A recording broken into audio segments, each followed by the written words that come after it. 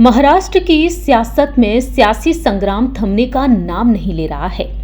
बीते कुछ दिनों पहले शिवसेना यूबीटी के प्रमुख उद्धव ठाकरे को बड़ा झटका लगा जब उनकी पार्टी के सांसद और विधायक विपक्षी दल में शामिल हो गए। यानी कि महाराष्ट्र के उप मुख्यमंत्री एकनाथ शिंदे के संपर्क में सांसद और विधायक आए और उनके गुट में शामिल हो गए।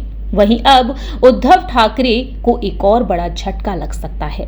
दावे किए जा रहे हैं कि एनसीपी प्रमुख शरद पवार कहीं ना कहीं अब एनडीए की ओर रुख कर सकते हैं। ऐसा हम नहीं बल्कि हाल ही में कुछ तस्वीरें जो सामने आई उसको लेकर अब दावे किए जा रहे हैं। दरअसल बीते कुछ दिनों पहले ही यानी कि 8 जुलाई को एनसीपी प्रमुख शरद पवार मिलने पहुंचे विधान भवन परिसर महाराष्ट्र के उप मुख्यमंत्री एकनाथ शिंदे से।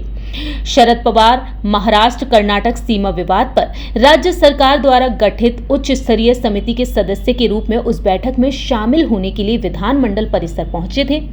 डिप्टी सीएम के कार्यालय ने बताया कि शरद पवार ने शिष्टाचार भेंट के तहत शिंदे से उनके कक्ष में मुलाकात की। सीमा विवाद पर हुई बैठक को लेकर संजय राउत ने भी सवाल उठाए और कहा कि सभी संबंधित दलों को विश्वास में नहीं लिया गया।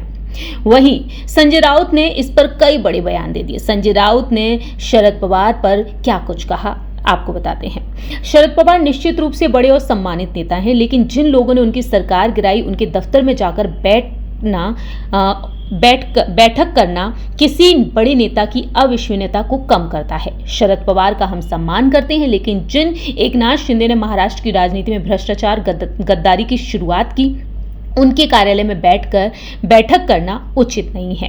विधान भवन, राष्ट्रवादी भवन और यशवंतराव चव्हाण प्रतिष्ठान जैसे कई अन्य स्थान उपलब्ध थे। यह केवल मेरा ही नहीं बल्कि एक निष्ठावान कार्यकर्ता का भी मत है। हम कभी भी गद्दारों के दफ्तर में जाकर अपने दल की बैठक नहीं करेंगे। हमारे लिए गद्दारी है।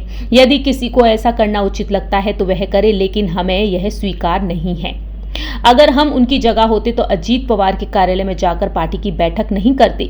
जिन्होंने शरद पवार के साथ बेईमानी की उसे हमें याद रखना चाहिए। महाविकास अघाड़ी के सभी घटकों को भी इस मर्यादा का पालन करना चाहिए। शरद पवार जैसे वरिष्ठ नेता का मिलना गलत नहीं है। सीमा विवाद पर हुई बैठक महत्वपूर्ण थी, लेकिन उसमें क्या चर्चा हुई यह सामने नहीं आया।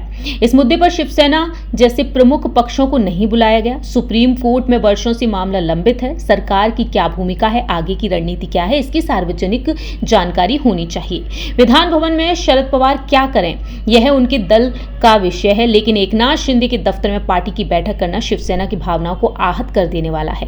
मुझे पूरा विश्वास है कि शरद पवार एनडीए के साथ नहीं जाएंगे। मैंने सामना में भी यही लिखा है और उनकी विचारधारा पर मुझे कोई संदेह नहीं है, क्योंकि मैं उन्हें बहुत करीब से जानता हूं। लेकिन कल की हुई उनकी कार्रवाई से शिवसेना असहज नहीं हुई, इसकी कोई आवश्यकता नहीं थी। आप गद्दारों को सम्मान दे रहे हैं तो फिर अपने दल में हुई गद्दारी पर बोलने का नैतिक अधिकार भी कमजोर पड़ता है।